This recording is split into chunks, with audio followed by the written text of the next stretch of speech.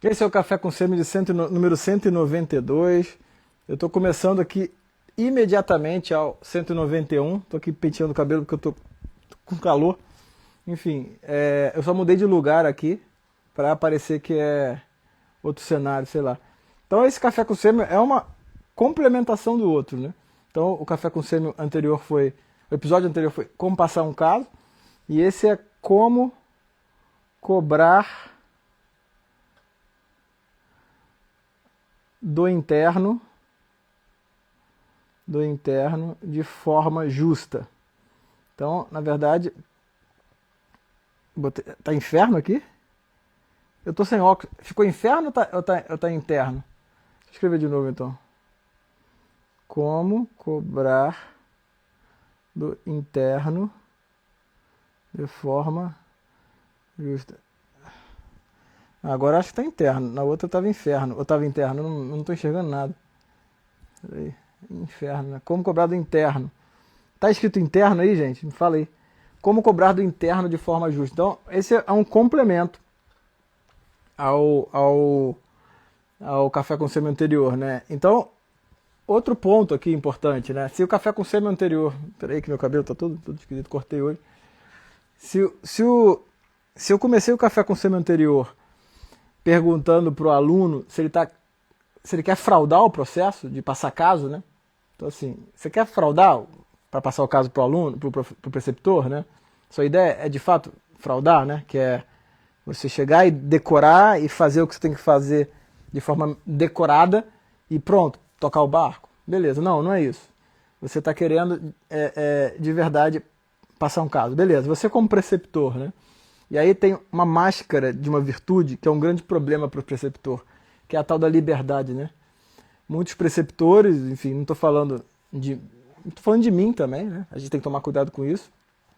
Mas há uma tendência de chamar de liberdade, porque a princípio é uma coisa boa, né? Ou seja, por isso que é uma máscara de uma virtude, mas de chamar de liberdade esse movimento de falar que o interno ele é um adulto, então ele é responsável, eu não sou babá de interno, eu não sou pai, educação vem de casa, se ele não está disposto a aprender, o problema não é meu.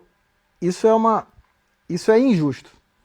Tá? A justiça, uma das definições de justiça é dar ao outro o que lhe é devido, entendeu? E um aluno desestimulado, tá? E aí vamos tirar o aluno que está querendo fraudar, e esse que está querendo fraudar, né, é pouco provável que um preceptor consiga mudá-lo, né? Se conseguir, ótimo, mas é pouco provável, mas às vezes um aluno desestimulado, um aluno perdido, um aluno que ele está ali em cima do muro, né? Ele pode ser até que ele venha a fraudar porque ele não foi estimulado, né? Isso pode acontecer. Esse aluno, ele precisa de alguém orientando, né? Então, isso é um fato, né? Isso é um fato. Então, um preceptor ou um professor que ele, em nome da liberdade, entre aspas, ele fala essas coisas, né? Eu não sou babá de aluno e tal. Ele já é adulto, ele vai lá, se ele quiser aprender, ele aprende, tá? Isso é muito perigoso, porque pode ser que ele não esteja sendo justo. Por quê? Porque para um preceptor ser justo, tem que ficar muito claro o que ele está cobrando, né? Muito claro, muito claro. O interno, ele tem que entrar no ambiente de prática, na enfermaria, por exemplo, e a pergunta que eu recebi no Instagram foi essa: como é que é a sua enfermaria? O interno ele tem um horário para chegar, tá? Ele tem uma atividade muito bem definida que ele tem que fazer, como que ele tem que fazer. Tá? Isso é discutido em sala de aula antes, né? Isso é passado, né? Como que é feita a evolução, como é que é feita a anamnese. Isso é entregue para o aluno. Ele recebe as orientações do que vai ser cobrado. Então ele chega no hospital, né? Ele chega no ambiente, com o ambiente apresentado a ele, e ele sabe o que ele tem que fazer, entendeu? Ele sabe o que ele tem que fazer. Ele sabe a hora que ele tem que chegar. Tá? Ele sabe onde eu vou estar. Tá? Ele tem ali um grupo de WhatsApp que ele pode perguntar o que ele quiser. Tá? Ele sabe também que a pergunta dele não vai ser motivo de piada, a não ser, óbvio, que o ambiente seja propício, que, enfim, o humor é uma linguagem, mas o ambiente ele é controlado. ele é um ambiente aberto às dúvidas, tá? E ele sabe que eu vou conhecer o paciente melhor do que ele. É claro que eu não fico dizendo isso, mas ele sabe disso. Ele sabe que eu vou no leito. Ele sabe que eu vou olhar o prontuário, que eu vou olhar os exames, que eu vou examinar o paciente. Ele sabe, né? O que ele vai fazer, eu vou fazer também. E vou fazer melhor, óbvio. Por uma questão de eu ser mais velho, né? Não por eu ser melhor ontologicamente, vocês entenderam? Então, isso é muito importante. Muito importante. Tá? O interno, ele tem que entrar para realizar uma atividade sabendo exatamente o que ele tem que fazer. Tá? Outra coisa, o interno ele tem que tirar a dúvida ali num ambiente controlado, que pode ser fora da enfermaria, e a gente tem que ir ao leito com o interno, com o aluno, para ver o paciente com ele. Né? Você não precisa fazer o exame físico completo, né? nem dá tempo para isso. Tanto que também a beira do leito não é um palco de aula expositiva, isso deve ser evitado, inclusive, né? Mas o aluno ele vai com você ao paciente. Se você percebeu que na hora dele passar o caso, que eu discuti no Café com o Semana passado, teve alguma dúvida, você tem que ir ao leito e perguntar para o paciente, né, da forma certa de perguntar. E muitas vezes a resposta que o paciente dá é diferente do que ele deu para o aluno. E o aluno fala assim, caramba, mas para mim ele não disse isso. Claro, porque você não perguntou da forma adequada. Então, é inegociável que o preceptor, que o professor, né, saiba e execute aquilo melhor que o aluno. Né? Isso é justo. É justo que o aluno tenha um exemplo. Né? O professor ele tem que estar satisfeito com o que ele está fazendo. Esse é um outro ponto. Né? Seria injusto também. Tá? Não é justo para um novato, tá? A murmuração. Um preceptor, um professor não pode murmurar os seus próprios problemas, falar mal da instituição para os alunos. Né? Isso é injusto. Por quê? Porque ele ofusca a realidade. Um aluno, um jovem, né? Não um aluno, um jovenzinho, né, de 17, 18 anos, ele pode ser frívolo, ele pode ser ali, né, mesmo meio verborreico para maledicência. Tá? Um professor não pode. Né? Um homem adulto, uma mulher adulta, não pode ser assim. Tá? Porque isso faz mal aos outros, né? Isso faz mal aos alunos. Então, esse aluno, ele tem em você algo que ele vai ser um dia, né? E se você é aquilo ali neste momento, que você faça da melhor forma possível, porque ninguém te obriga a estar ali. Né? Isso é um ponto muito importante.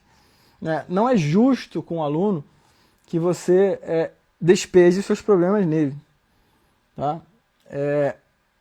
Acho que misturei um pouco a parte técnica e extratécnica, mas acho que está caminhando bem. Outro ponto importante. Um professor, um preceptor, naquele ambiente, ele fala de forma referenciada. Tá? Ele vai chegar ali e ele vai falar tecnicamente de forma referenciada. Existe uma referência bibliográfica que deve ser passada, deve ser discutida. E cabe ao preceptor ou professor dizer exatamente onde ou o que ele vai discutir. Vou dar um exemplo. Hoje, na enfermaria, nós vimos, sei lá, uns 8 ou 9 casos. Foi o primeiro dia dos internos. Com certeza eu sei que eles não acompanharam tudo que foi discutido, porque não tem como. No primeiro dia de internato você discutir 8 casos e compreender tudo, mas os primeiros dias normalmente eles são para adaptar, né?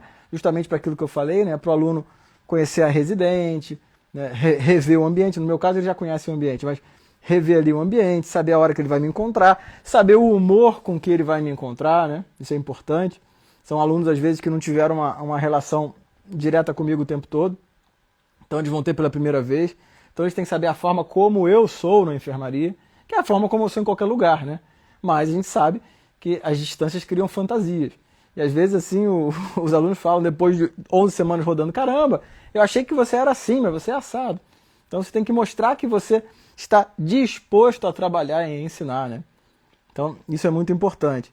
E você tem que também evitar criar situações, né, que gerem angústia desnecessária.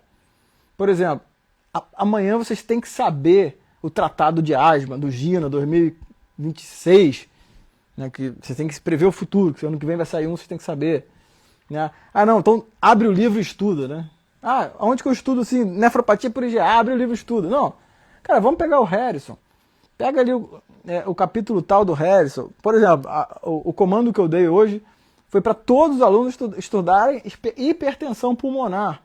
Né, os 5 grandes grupos de causa, né, e estudar em cima de um caso que nós vimos, já excluindo na beira-leito, né, dos 5, 3 casos.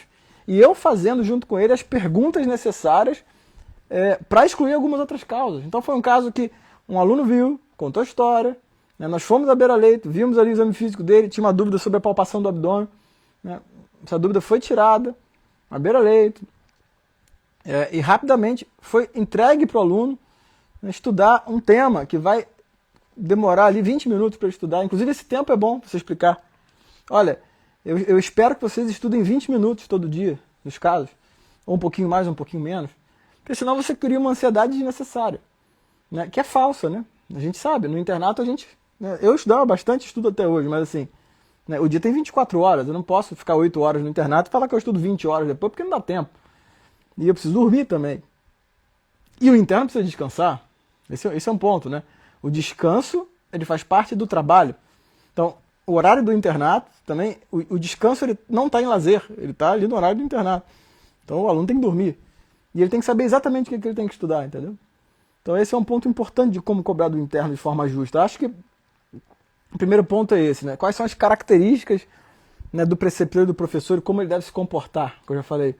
E outra, ele precisa dizer para o aluno, né, exatamente tudo que vai acontecer e o que ele espera do aluno. Né? Hoje eu falei, o que eu espero de vocês? Espero isso. Né, o que não pode acontecer? Não pode. Eu falei isso hoje, né? Olha só, não vai haver conflito no meu grupo. Né? Se houver algum conflito aqui, né, eu vou fazer advertências formais. Aqui é um ambiente de trabalho e adultos são obrigados a saberem se comportar. Isso é uma coisa óbvia. Então, esse foi um ponto, né, que foi falado. Eu falei, eu não aceito isso. Tá? Como eu também falei, né, os meus alunos, eu espero deles que eles sejam cordiais e educados. Porque se isso não acontecer, vai ser um problema. Serão advertidos também. Né? Então, o aluno tem que saber a hora que ele chega, ele tem que saber a hora que você passa com eles no leito. Você tem que passar no leito. Você tem que dar uma orientação clara do que deve ser estudado. E não criar uma pressão desnecessária. Ao mesmo tempo, como eu falei no começo, não colocar aquela máscara da liberdade. Por quê? Porque cabe a você ser babá de aluno, sim. Esse é o ponto, né? Por que cabe a você ser babá de aluno? Porque você é o professor, pô. Você tem que corrigir se ele estiver mal vestido, você tem que corrigir se ele usar uma linguagem inadequada. Se ele não estiver estudando o que você está mandando, chegando atrasado, fazendo o que foi combinado, você tem que dizer. Você não está fazendo, mesmo que cause um incômodo. Né? Mesmo que cause um desconforto no aluno. Assim, é um fato, você tem que dizer isso. Ou seja, você nem vai criar uma pressão desnecessária e nem vai, né, acreditar nessa falsa liberdade, que é injusta. Entendeu? Do mesmo jeito que é injusto você colocar uma pressão desnecessária, também é injusto você deixar o cara solto. Né? Não pode, aluno não pode ficar solto. Você não pode chegar no final do dia, passar rapidinho e falar assim, enfim, cada aluno é responsável pelo que faz. Não é. Se ele fosse responsável, ele não seria aluno, né? Isso é muito simples, né? Acho que era isso que eu queria falar também. Tô cansado. Alguém quer perguntar alguma coisa? Eu já fiz 2 cafés com semi-logo que eu já pago o café com semi atrasado que eu não fiz. Eu mudei a posição da câmera para vocês acharem que eu gravei no outro dia. Lembrando que o Café com Semi vai para podcast, vai para as plataformas de podcast, né? Então, um abraço a todos, até a próxima.